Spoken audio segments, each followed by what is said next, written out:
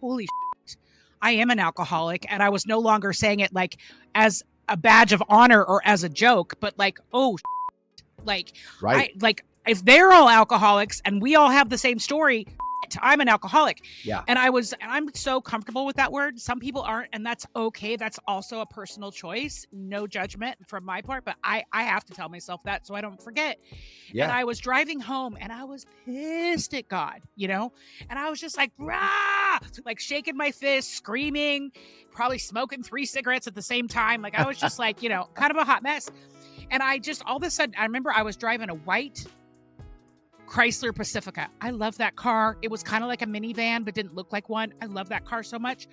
And I was so mad at God. And I was like, you know what, MF, if this is really it, give me one more sign, And in that moment of me being a lunatic, this ding goes off in my car. And in the dash, it says, perform service.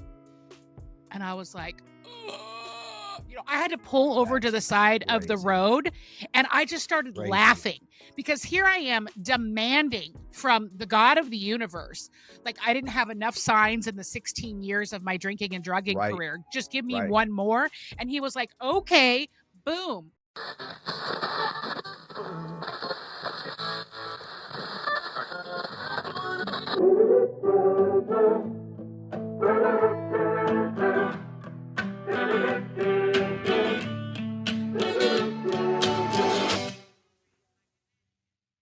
Welcome to the Sober Curator podcast, where sobriety isn't just a lifestyle choice, it's the ultimate life hack. I'm Alysse Bryson, your fearless guide to a world where hangovers are canceled, fun is mandatory, and we still know how to shut down a dance floor, just with better shoes. And I'm Tamar Routley, aka T-Bouge, your co-pilot, chaos coordinator, and the one who keeps Alysse from turning this podcast into a full-blown reality show. Buckle up, sober party people. From lifestyle and travel to pop culture and zero-proof cocktails, we're serving up the stories, trends, and guests that prove sobriety isn't just about what you're missing. It's about finally remembering where you left your keys. Let's get the party started. Welcome back to the Sober Curator podcast. I'm your host, Alysse Bryson, and as always, we're here to keep sobriety fun, fresh, and full of life. Today's guest is someone who embodies exactly that. He's a husband, he's a father, he's an entrepreneur, and a man of faith. Chris has been living the sober life since March 2010, and he's here to share how it's only gotten better with time. He's also the force behind Sober City USA, which is a digital hub for the recovery community, which I love, and we promote on the site because we're Team Chris. And he leads a powerful weekly men's 12-step meeting that welcomes everyone from old timers to those catching a fresh 24-hour chip. Chris, welcome to the show, buddy. Thank you so much. It's great to be here. This is great. I'm super pumped to spend some time with you today. I am too, because when you originally reached out a few months ago, I get a fair number of people reaching out and telling me about whatever it is they're up to, whether it's a product or a service or whatever.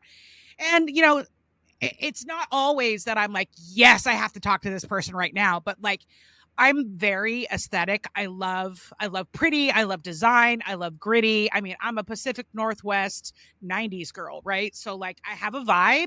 And so when I saw just the artwork on your app alone, I was like, sold. I'm all in. Thank you.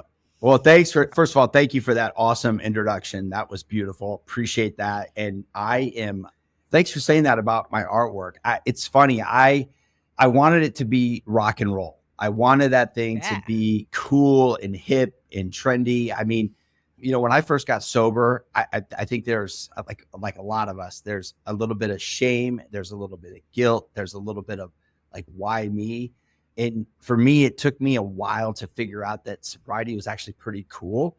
And so I wanted the brand to really embody cool. And I'd probably say at the time I was obsessed with tattoos. It gives off tattoo vibe for sure. Yeah. And so I wanted it to be like a tattoo sleeve. I personally don't have any tattoos. I'm probably too big of a chicken to get them, but I can design them. And make the artwork look really cool. And that's what I wanted to go for. And so Yeah. Thanks for saying that. That's pretty cool of you.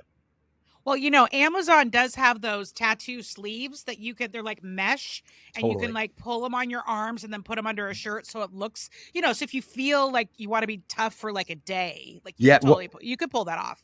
Well, I've done that before. I've actually gone. I've gone as like a rock and roll star for Halloween before, and I've tatted myself up with those things. But then at the end, when somebody pulls them and realizes they're fake, you just like totally get sold out, and it's like not even a cool flex at all. It's true. Well, a lot of people talk about early sobriety, and at the Sober Curator, it's not that we don't care about it. But we just love to focus on the moments after those big shifts that start clicking in a new way. And you talked about like it took you a beat to like realize sobriety was cool. So what was like the pivotal moment in your sobriety where you were like, I want to build an app, I want to build a community, and I want to give it tattoo vibes? Like, how did that all come together? Man, that's a great question. I would say there's a couple questions there. And I would say that it really took me about 3 or 4 months to get comfortable with being sober. That you learn in 12-step meetings the things that you need to tell people of why you're not drinking and why you're just drinking water tonight. And you get comfortable with that over, many nights of doing that. I would say that it took me a few months to get really comfortable with it. And then I started like noticing people reaching out to me saying, hey, really proud of what you've done, really proud of the changes that you've made. A friend of mine's actually kind of struggling too. Can you talk to him about how you did it? Or, hey, my friend's cousin is in really bad shape and is looking for a friend. Can you maybe take him to a meeting? Those kind of things started to happen, and as they do with all of us, right? And you kind of become this example of what good clean living looks like. And for me, I started to wear that as kind of a badge of like, hey man, I'm really obviously doing this for myself, but it's also pretty cool because people are noticing and people want what I've got. And we all work a program of attraction, not promotion. And I really I embraced that, And so as far as the Sober City development went is when I was in treatment. So I went to treatment for 30 days. I was pretty banged up and had to. All the best kids go to rehab, Chris. Yeah, all totally. the good kids go to rehab. Alysse, I tell people, the people that I see in these 12-step meetings that come in just like off the street without going to rehab, and they string together a couple months, a couple years. I'm like, I don't know how they do it. How do you do it, man? Like I had to check into a 30-day deal, man. I was banged up. But anyways, yeah. So when I was in treatment, my chaplain and my therapist really was big on the sober slogans. He said, man, you got to learn these things. They will help you. And started going to meetings, and they're like written all over the walls, and they're on charts and graphs and stuff. And they resonated with me. And I also, while I was in treatment, played a lot of cards, right? Obviously you're killing time with what's your game? What's your card friends. Game? Poker or blackjack, okay, right? All right. Yeah. I mean, it's nothing fancy, just the usuals. And so I thought, why not create a deck of playing cards that have all the sober slogans on them? And so I pulled my top 52 favorite sober slogans that had helped keep me sober over I think I was sober a couple of years at the time. And so I created a deck of playing cards, and they were poker cards. And on the face of every card had a different sober slogan. And I started giving them away to everybody that I knew, and people loved them, and people were playing with them. And I'd show up at sober parties, and people would have cards, and they'd be like, playing games with them. And I thought, oh, man, this is really cool. I could probably sell these things. And so I opened up an Amazon store, and I started selling them on Amazon. And then a couple months later, it turned into the sober meditation cards. I took those same 52 slogans, and instead of having the sweets and the faces, or the sweets and the numbers on them, I just made them like a big tarot reading card, and it's got the sober slogan on the top, and then it's got a meditative, insightful response to the slogan of like what it means to me, right? So it took me, it probably took me 6 months to write all of those. And trust me, I'm not a philosopher. Okay. Don't like think I'm a doctor of philosophy here. Right.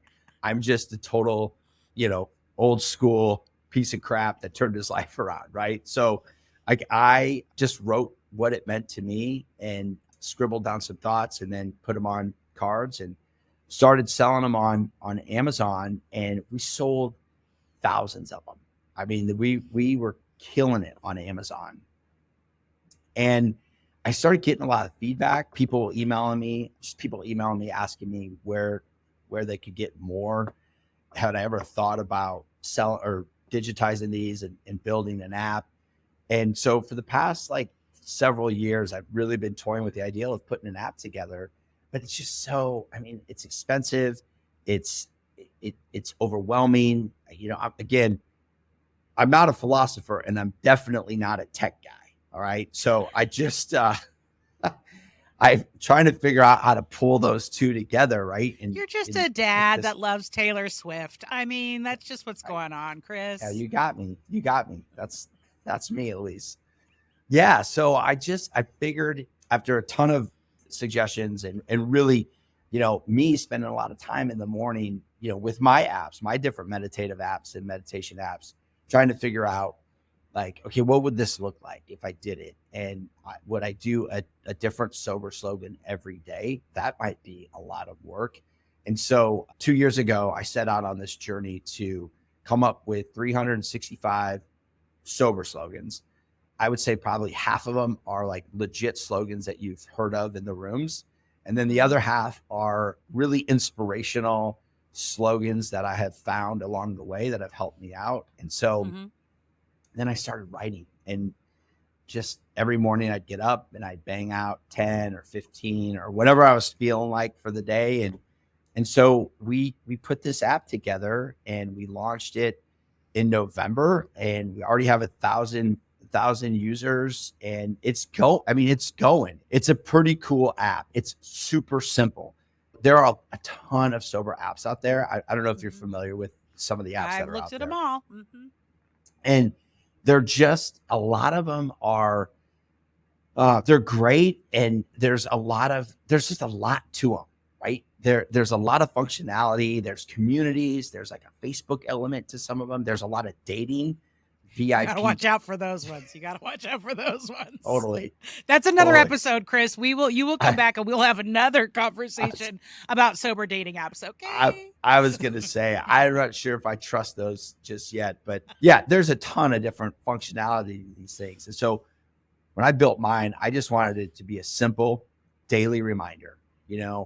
I was told a long time ago, you gotta wake up early in the morning, you gotta spend time with God. Got to meditate. You got to talk about your day and read the big book, read a little, read the 24 hours, right? Just read a little bit of something that gets your mindset. And so I thought, okay, well, what if I did mine and we had some seriousness to it, right? We did an insightful response to the slogan, and then we did a daily prompt. And the daily prompt is either a prayer, a short prayer, or like a meditative, like, this is how you should breathe today, or this is what you should think about today. And then there's a part called Lighten Up. The Lighten Up piece is probably my favorite piece. It's like the humor side of sobriety. It's just taking a different look at the slogan and adding just a different kind of lighter take to it. Yeah. No, I love it. I actually love the simplicity of it. Because apps are overwhelming, and like, a lot of us have a lot of apps on our phone, but like, if you really look at how many you actually use, it's, I don't know what the ratio is, but it's probably not a super high percentage. I wouldn't even say 50%. So for me, I'll download anything, but for me to actually engage with it, which is the part that actually matters, I need to be not overwhelmed. I need to like the aesthetics. It needs to be user friendly. And I get all of that from yours. Yeah.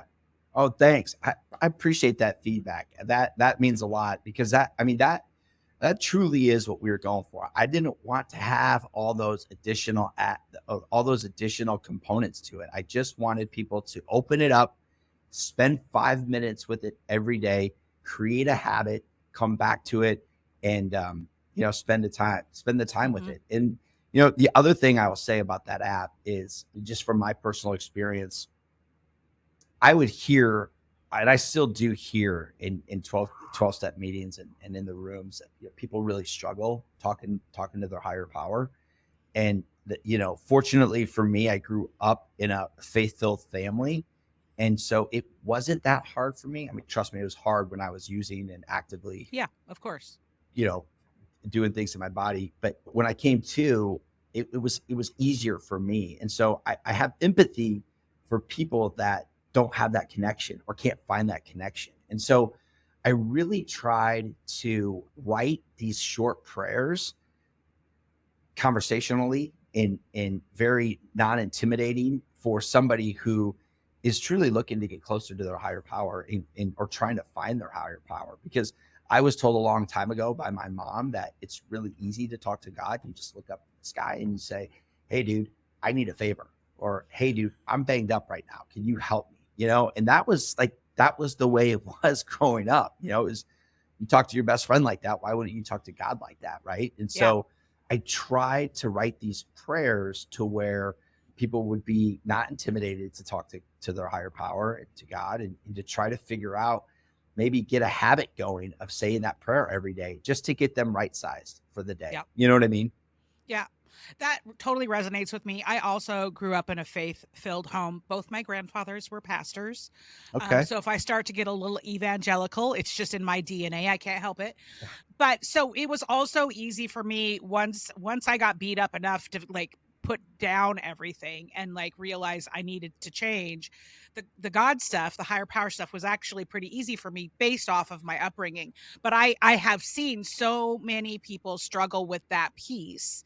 Yeah. And that is also like that's where so much good stuff comes. And I was working with one gal and she just really was struggling. I was like, why don't you name he, she, it, they, them, whatever it is, right? Right. She's like, okay, I'm going to call him Greg. And so from then on, every time, she called me and I was like, well, are you planning on taking Greg with you? And that just the naming, just the giving her higher power a name helped her get over that hump that had been so challenging. Right. Because her God doesn't have to be my God and vice versa. And you're right. It's just like building some kind of connection to some kind of power that is bigger than you. And the most important thing I heard you say besides that is daily habit, right? Get it. If you identify as being in recovery, maybe not so much gray area drinker or sober curious, but if you identify as being in recovery, you have to start getting some discipline from some regular routines, because the routines are what save us. 100%. Yeah. I mean, it was routine for us to drink and use drugs. I mean, we did it all the time. So, we hear about the spiritual awakening, right? In the steps in the program. And I will tell you, like, without that spiritual awakening, my spirit was dead for such a long time. And I started praying to get sober. I knew I was super banged up and I knew I had to change. And so I started praying, and that spiritual awakening, when it hit me, it was like, I mean, I get chills right now just talking about it. When it hit me, it was like, okay, it's on. Like, I know I'm not going to be drinking tomorrow. I know where I'm going to be tomorrow. I was, after that spiritual awakening happened, I was in rehab 24 hours later. And so, did you have like a burning bush experience? Is that what I did? Am I picking up what you're dropping? You are. Yeah, I did. I had one last hurrah, and it was like a burn the house down weekend. And it was, everything consumed and everything ingested, and there was nothing left of me that Sunday afternoon. And that moment happened, and it was off to the hospital, and it was off to the rehab the next day. And it was but I could say this story because, I've told it so many times over the 15 years that I've been sober, is that I just had this sense of calm about me while I was going through that burning bush moment. And there was this level of like, serenity that had filled me up. And I was just like, okay, this is the answer to my prayer. I've been praying for it for 6 months. My prayer went like this: get me to rehab. Don't hurt myself. Don't hurt anybody else. But I need to stop, and I need something forcefully to put me into rehab. And when that all happened, it was for sure. It was like I am experiencing this spiritual moment, and it's really peaceful. It was really awesome. Yeah, I also had a burning bush experience, and not everybody does, and they're not necessary. I want to just clarify for sure. that. That's right. But I was coming off of a weekend very similar to what you described, and I had already gone to a treatment center and done all the questions, and they were strongly encouraging inpatient. And I was like, ain't nobody got time for that. I'm a career gal. I'm a single mom, Right. And so I had not committed to signing up, and they said, well, we have a meeting here on Tuesday nights. It's all women. A lot of people that are inpatient go to it, but women that have graduated through the program come back. And at that point, I tried a couple of 12-step meetings, and I was like, not for me, Yep. And so they were like, you should try coming here. You might find that you feel, more comfortable here, or it'll resonate with you. And I was like, fine, whatever. So I just happened to be broken enough, and it was a Tuesday, and I was like, I guess I'll go. I guess I'll go check it out. Right. I'm running out of ideas. And it was in that meeting that I heard my story like over again. And I was so overwhelmed, because for the first time I was like, holy shit, I am an alcoholic. And I was no longer saying it like as a badge of honor or as a joke, but like, oh shit. Like, right. If they're all alcoholics and we all have the same story, shit, I'm an alcoholic. Yeah. And I'm so comfortable with that word. Some people aren't, and that's okay. That's also a personal choice. No judgment from my part, but I have to tell myself that so I don't forget. Yeah. And I was driving home, and I was pissed at God, and I was just like, rah, like shaking my fist, screaming, probably smoking 3 cigarettes at the same time. Like I was just like, kind of a hot mess. And I just, all of a sudden, I remember I was driving a white Chrysler Pacifica. I love that car. It was kind of like a minivan, but didn't look like one. I love that car so much. And I was so mad at God. And I was like, you know what, MF, if this is really it, give me one more sign, And in that moment of me being a lunatic, this ding goes off in my car. And in the dash, it says, perform service. And I was like, ugh. I had to pull over to the side of the road, and I just started laughing, because here I am demanding from the God of the universe. Like I didn't have enough signs in the 16 years of my drinking and drugging career. Just give me one more. And he was like, okay, boom. Right. Wow. And I couldn't argue with it. And also I did not know how much mileage I would get out of perform service, because I had no idea about service being such a big thing of what we're going to do. Right. And so as I sat there on the side of the highway, crying, snot coming all over the place, I looked back into the dash, and that sign had gone away, and it came back, and it showed that I was like on a half a tank of gas. And what I heard in that moment, as if God was in the passenger seat, which I don't know if it's good that I'm admitting that I was hearing voices, but I most definitely was. I was like, what I heard was, you can do it now. I'm giving you a very clear, you can do it now. The next time I come for you, you will be past empty. Right. And past empty, I did not want to know what that looked like. I did not want to know what that looked like. Yeah. Because like I was already on the brink of losing it all. Yes, I still had a job. I still had a place to live. I still had a car. I still had a license. I still had custody of my child, but I was on the brink of losing all of it. Like all of it. And so like, and that I will never forget that day, like ever. Yeah. It's so, those moments are meant to be shared with as many people as you can share them with. Again, go back to, it's a program of attraction. People hear that stuff. And again, like you said, everyone doesn't have a burning bush experience, but everybody has a spiritual awakening in some form or another at some point while we're spiritual beings. Yes, 100%. I mean, it's just, we have souls. Like that's what's happening. That's right. It's so true. Yeah. Good. All right. Well, people if they're still listening, hopefully they're still listening. They haven't been scared away by our Burning Bush Club. Right. But you've built this incredible life in sobriety, marriage, fatherhood, entrepreneurship. Yeah. Like, what are you working on next? I'm really working on trying to be, I know this is going to sound super cliche, so just take it. I'm here for the cliches. It's fine. I'm just working on being present.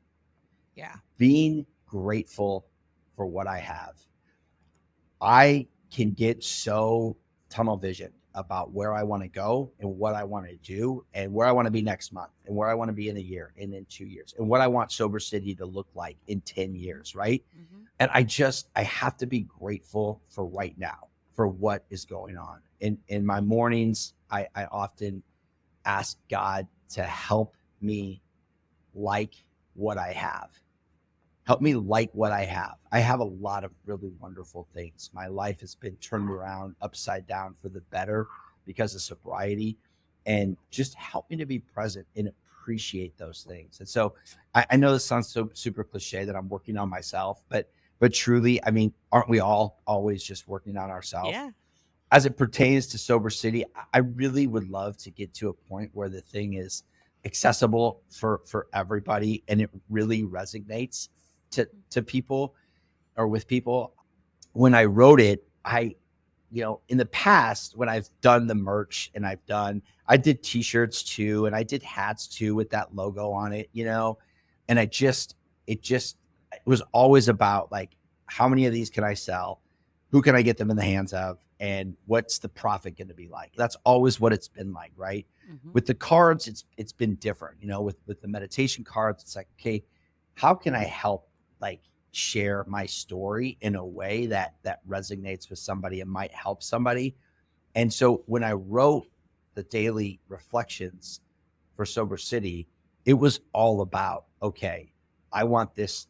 I don't care if anybody downloads it yet. I don't care if this thing grows, but let's just be focused on how it could help somebody, right? If it could just give them a little bit of happy for the day, just a little bit of joy for the day, or help them right size their mindset for the morning. If I can just do that with everything that I write every day, the thing will roll. And so I hope it does. I hope it resonates and I hope it grows.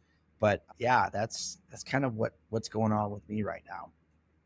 I love that. And, we have a phrase on the site as well as at the company I work for. We call those classy problems, to want what you have, right? For sure. They're classy. They're really classy problems totally. compared to the ones we used to have.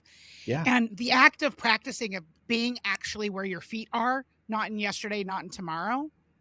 I mean, I joke about this, but I sometimes take the whole one day at a time so incredibly literally, right? Yeah. Like, please don't ask me what I'm doing next Tuesday. I don't know. Right. And I also, like, what I loved about your brand, and I could see, and the work that you've done that I could see immediately, is I just want to help people. I just want to brighten their day. I don't want to preach about that you should get sober. I don't even want to tell you how to get sober. But once you figured that out, I do want to keep you motivated and inspired and entertained, because I know, after being in what I define now as long-term sobriety, which I have, for me, I define that as over 10 years, with almost 2 decades under my belt. Long-term sobriety is where it's at, right? Totally. Like, yeah. it just, my life gets better. My problems get classier, but my life gets better, right? That's and right. It's not easy, but it sucks less. It just does. And so I want to keep people motivated to not give up at the 2-year mark or the 5-year mark, where things actually get really hard, right? Yeah. It's not like you get to first through the 30 days and you're like, woo, I'm fixed. No, you'll realize that the problem is you and your behaviors, right? And your the way you think and what you do. Totally. It's a thinking problem. My thinking problem led me to drink and do drugs. That was my problem.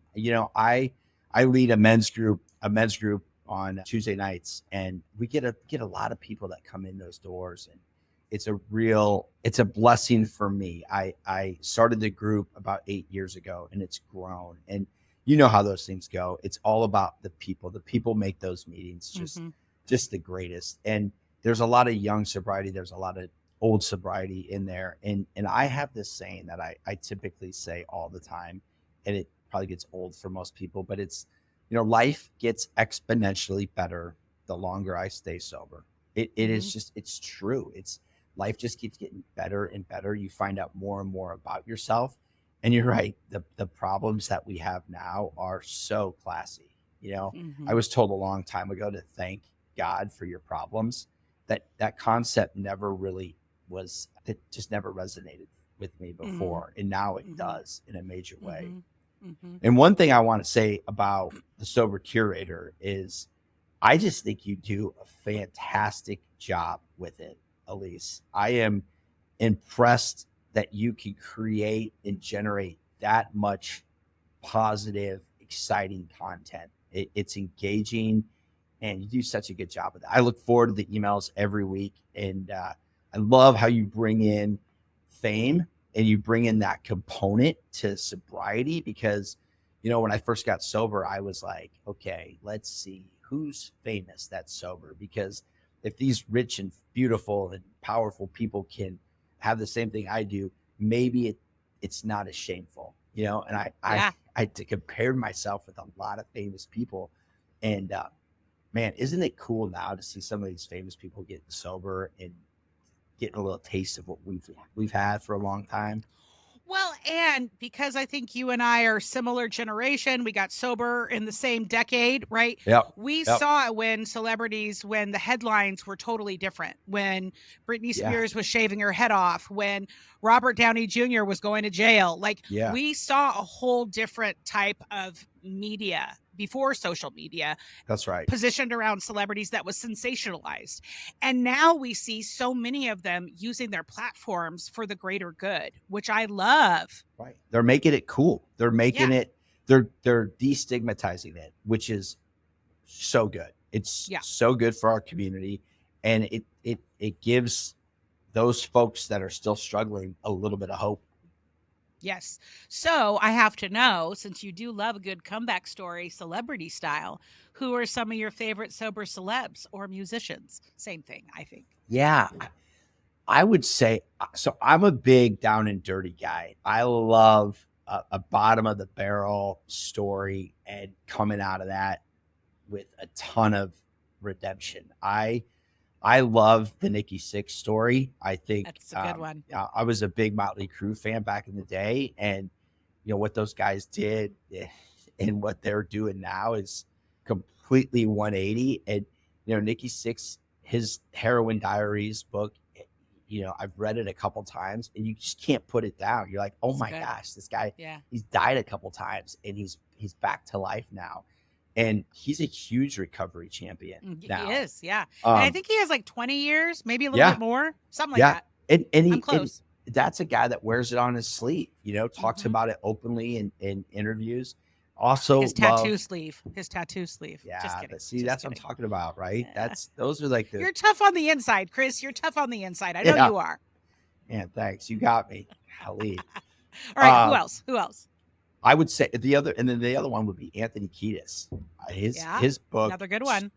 I don't know if you've read Scar Tissue, but that book I haven't. Oh man, you can't put it down. It took me. It's a big book. It's a long book. It took me a couple days to read it. I mean, I was just barreling through that thing. And again, dude relapsed 1,000 times and is now sober, and he works a program. And yeah, I like that rock and roll lifestyle. Turn good boy. So do I. Yeah, so do I. I love it all. I love the rock and roll. I love the hip hop. I'm here for all of it for sure. Big time. All right. Well, as we wind down, I like to end with a segment we call Sober Shots. And don't worry, neither of us are going to have to restart our day count, right? I'm just going to give you some rapid fire questions, and you're just going to give me rapid fire answers, and we're going to go for it. Let's do it. All right. Your sober drink of choice: Red Bull, Celsius, water, Diet Coke? Celsius. For sure. Celsius. Sure. Okay. All right. I got to cut back though, man. My wife tells me I drink way too many of them, but I got to cut back. But I love it. Okay. Man, I love it. You're pro Celsius. Got it. This episode is not brought to you by Celsius, but it could be. Celsius, give us a call. All right. Ultimate sober hangout. Where is your happy place? My backyard. I love that. Tell me about your backyard. I love it. We just redid it. We built a kitchen out there, and I like to spend time grilling, and we've got a smoker out there. We have a little pool where my kids can play, and watching them swim with their friends. It's my happy place. I love it. Do you have a pizza oven? That's a real hot trend right now. No, we don't. We didn't have a ton of room to put all those built-ins. We do. We have a smoker and a grill, and I use them both pretty regularly. But yeah, pizza ovens are big. I know. You have one? I'm content. No, I'm not. I don't. But I built a patio last year and got it all set up and everything. So this year I'm like, okay, what am I going to do to level up the patio this year? Yes. Like, maybe it's a pizza oven. Well, you can cook anything in those pizza ovens. Yeah. Not just pizza. That's true. Do it. That's true. Okay. What's your favorite sober dad moment? Yeah, I would say just overall being present with my kids and being there for them whenever they need me. But I would say last year, laying in bed with my daughter while she was reading to me for the very first time, I just she's putting words together and stringing sentences together. And I'm like, babe, what? We had been working on it for a long time with sight words, And I remember we were reading Dr. Seuss, and she just started ripping pages. And I'm like, this is awesome. And now I'm getting to relive that right now with my son. He's learning sight words. He's learning how to read books. He's big on anything Mahomes books, anything Patrick Mahomes. He's trying to memorize. And it's really cool to see those yo-yos develop. I love that. I love that. Yeah. All right, Chris, this has been awesome. You and I could obviously talk for 800 years. For sure. But we're not going to today. So before we go, can you please tell our many listeners where they can connect with you? Yeah. Awesome. Thanks for that setup. So my site is sobercityusa.com. My contact information is on there. Sober City is on Instagram, and we're on Facebook. And you can download my app for free in the Play Store, the Google Play Store, and in the App Store. And so, yeah, would love for you to download the app, hit me up, hit my email up, tell me what you think. Super open to feedback. If you want to see something in the next iteration, let me know. I love feedback. So I really appreciate being on here with you, Alysse. Absolutely. I want to help promote the app because I love it. I think it's great. I think everything you're doing is great. Well, that is all the time we have today. And like we love to say at the Sober Curator, getting sober matters. Staying sober, it just matters more. Thanks for tuning in. This is Alysse Bryson. And until next time, keep it real, keep it fun, and please keep it sober. Thanks for tuning in because let's be real, we're way more fun than your ex's drunk texts. If you laughed, learned, or just need more of our voices in your life, honestly, who wouldn't? Hit that subscribe button, leave us a review, and send this episode to your sober or your I swear I'm only drinking on the weekends besties. And if you have a story, feedback, or hey, maybe you just want to slide into our DMs like it's 2012, well, we're here for it. Find more curated magic at thesobercurator.com. And remember, getting sober matters, staying sober matters more. Until next time, keep it real, keep it fun, and keep it sober.